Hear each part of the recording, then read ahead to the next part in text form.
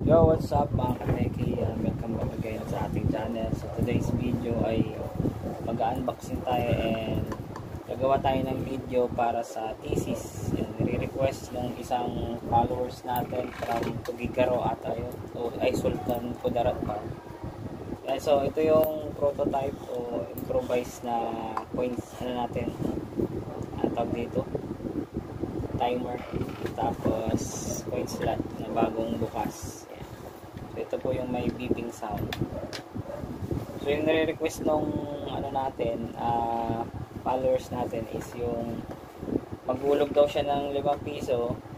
Ang equivalent niya is 25 pesos naman pagdating dito sa digital natin na tawag yan, screen ito.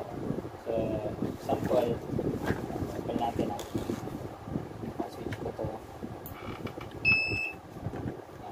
beeping sound po yan. Example, itong piso. Yan, 1 lang yung niya, pulse. So, timer po yan. Imagine nyo na yung 1 kanina is 1 lang yung bigay niyang pulse, yung piso natin. So, dito sa 5, ayan, diba? So, 1 plus 5 equals 6. So, 5 pulse lang yung bigay ng 5. Tapos yung 10 is 10 pulse. So 10 bit. So 6 kanina plus 10 is 16. So ito, ignore nyo na lang to. It's parang counter yung magbibilang. Yan. So gagawin natin is yung 5 is 25 yung lalabas dito sa ating ang tawag dito, digital. Set ko muna. Set natin.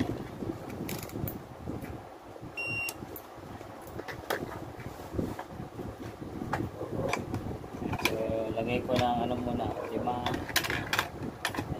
piso muna. Namatay pa na.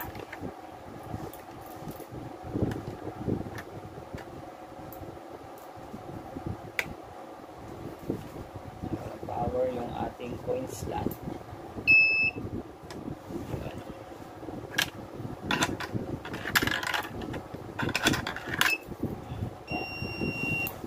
Imagine this is a counter yung nagbibilang, tapos halagyan natin ng 5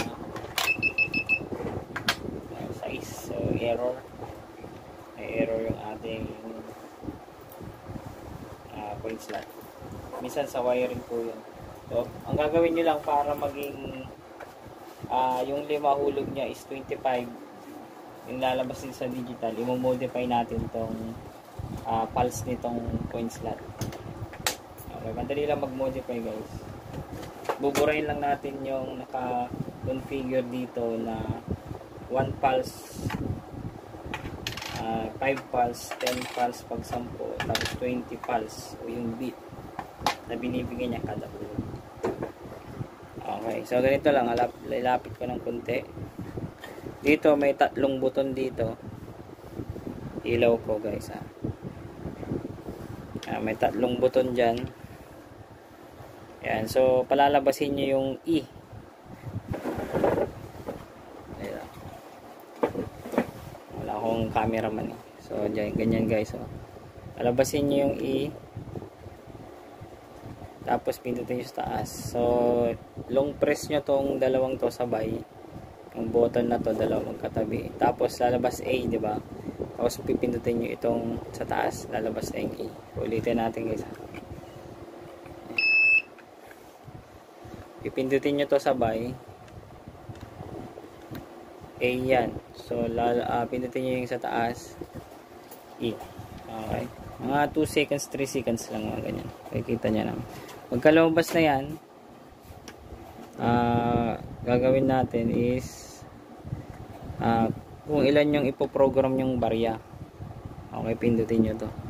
So from 2 seconds lalabas yung A, 2 seconds sa taas lalabas yung E, tapos pindutin nyo to ng isa, lalabas yung 4. Ibig sabihin ng 4 kinds of coins. Okay, so gagawin natin isa lang, magbabawas tayo dito.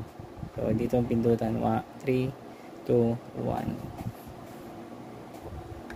Yan, 1. So 1 coin lang yung ipo-program natin sa ngayon para sa video na to. Yung 5 pesos na luma and 5 pesos na bago. So pwede nyo paghiwalayin to, gagawin nyo is dalawa ang ilagay nyo dito. Pero okay lang din na isa lang. Okay, kasi same lang yung babasahin niya. Pero para sa video na to, dalawa na lang kasi para sa luma ay luma at bago. Okay, yung pulse value niya is yung 5 piso is 25. Okay, ulitin ko, yung 5 piso magiging 25 dito sa dashboard natin o dito sa digital meter. Yan. So, para sa thesis to guys, kung ganito rin yung inyong project, makakatulong to sa inyo. Okay, so 2. So, pagkatapos ng makapili na kayo ng kung ilang bilang, pindutin nyo sa taas. Okay, H1. So, dito sa H1, lalagay nyo lang is, ito yung tinatawag na bilang, yung paghuhulog mo mamaya. Kung ilan ang gusto mong ipa-memorize or sa sensor niya. Recognize pala yung tawag doon. Kung ilang coins yung ipapa-recognize mo. So, sa atin, 20 ang ilalagay natin. Or 15. Pwede na rin yan. 15 na maghuhulog ka. Okay, pagkaset mo ng 15, pindot sa taas. So, P. Ito na yung pulse value na tinatawag. So, dito nakaprogram isa yan. Piso kasi yung unang hulog mo, di ba, piso yung dating program dito. So, buburay natin, gagawin natin yung 5 pesos. Ito, yung unang ihulog natin. Yung luma is 25 pulse o 25 bit. Yan. So, lalagay natin yan, 25. Yan, yan, naka 25, no? Pagka nakapili na kayo, press nyo yung sa taas ulit, F1. So, ito yung sa accuracy ng coins. Kung paano niya i-recognize yung ratings. So, ang pinaka the best number dito sa F1 is 8. Yan, naka 7 pa. So, 8 yung ginagamit ko dyan. Yan, para mas mabilis yung ma-pick up yung barya, luma o bago. Mamaya lalagyan ko ng diagram sa board natin, sa papel. Pagka nakapil na kay 8, H2, yung pangalawang coin natin is bago na. So, lalagay natin ulit. Dati 15 kasi yung 15 na i-recognize mo sa coin slot, pindot sa taas, tapos pulse value is 25 ang ilalagay natin. Yan, 25. Nasa second layer na tayo doon. Yan. Kapag okay na yung 25 sa'yo, pindutin mo sa taas, F2 yung accuracy, di ba? So, lagay natin dyan 8. Yan. So, okay na. Tapos na. Diba? 2 coins lang yung ginawa natin kanina yung sa unang-una. So, ang gagawin natin dyan is pipindutin natin yung taas ng mga 3 seconds. Lalabas yung A1. Okay.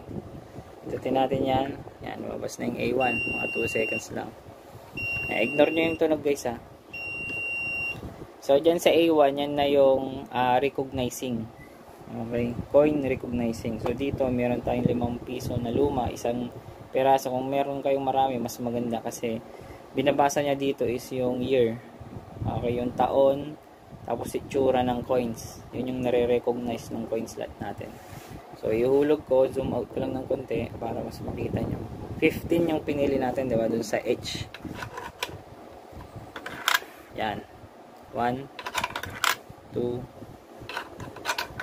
3, 4, 5, 6, 7, 8, 9, 10, 11, 12. Ignore nyo yung tunog guys ha. 13, 14, 15. Okay? Yan. So, ito na tayo sa pangalawang coin na tayo sa bago. Okay. Pinag-iwalay ko lang, pero pwedeng isa lang yung gusto nyo ipaprogram. Okay lang. Pero sa akin, 2 na para mas accurate. Okay. 15 ulit to kasi 15 yung pinili natin. 2, 3, 4, 5, 6, 7, 8, 9, 10, 11, 12, 13, 14, 15. Yan. So, nag-0 na siya. So, okay na, di ba? Gagawin natin, hindi mo natin hulugan. Papatayin muna natin para mag-save lahat ng ginawa natin. Off natin to. Yan, ugutin nyo lang tong power. Tapos, mga 10 seconds. After ng 10 seconds, balik nyo yung kable. Itong power. Yan. Okay. So, makikita nyo dito, 0 yung ano natin. So, ang pinrogram lang natin, ulitin ko, is 2 coin lang. Okay, nabura na yung mga dati. So, kahit hulugan mo to ng 10, walang basa. Okay, pero pwede mo pa na i-program kung gusto mo. Yung 10 is magiging 50 pulse. Okay, kung ilang gusto mong pulse, pwede. Basta dun mo ilagay sa P. Kahit 20 hulugan natin, hindi yan, ihulog. Yan. Kahit piso, hindi na yun maghulog kasi yun nga, hindi mo na siya pina-recognize kanina, di ba? Sa program. So, 2 piraso lang yung pina-recognize natin o program. So, gagawin natin, lalagay natin yung 5 pesos. Ganyan.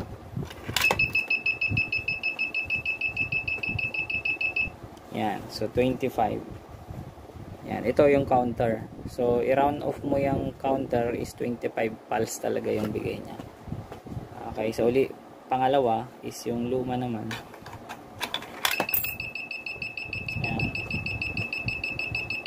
Is 49 plus yung counter natin, sorry.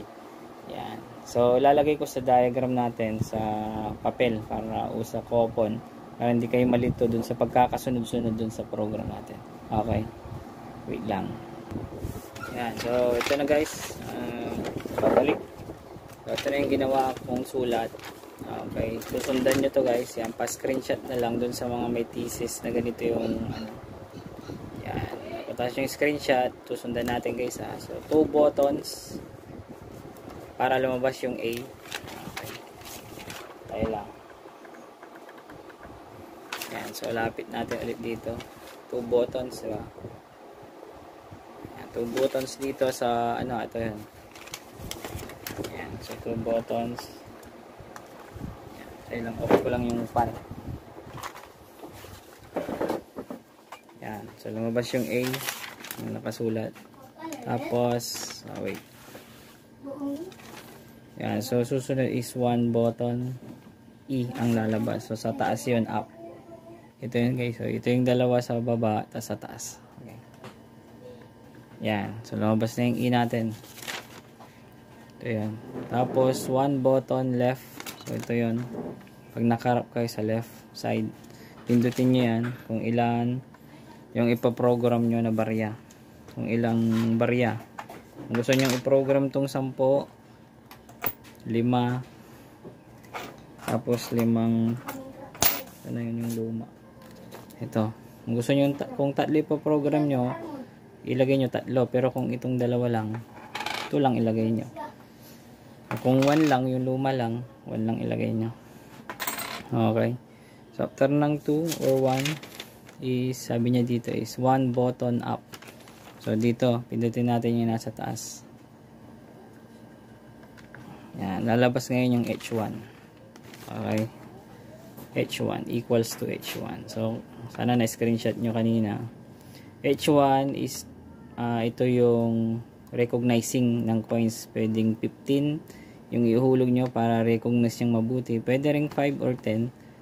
Ito 20 pwede rin. Mas marami kayong coin, mas maganda kasi maraming klase ng coin, diba? Lalo sa piso.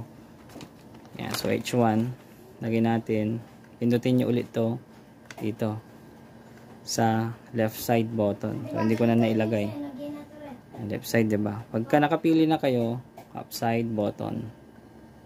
Yan. So lalabas yung P. P is a pulse value. Ilagay kung ilan ang gusto na value. So, kung yung 5 piso, gusto nyo ng 25 yung bigay niya, so ilalagay nyo is 25 pulse. Okay. Kagaya ng program natin, pindutin nyo itong left side. Kung 25 na, kung gusto nyong bawasan, pindutin yung right side. Kung gusto nyong dagdagan is left side. Okay. Plus and minus yan.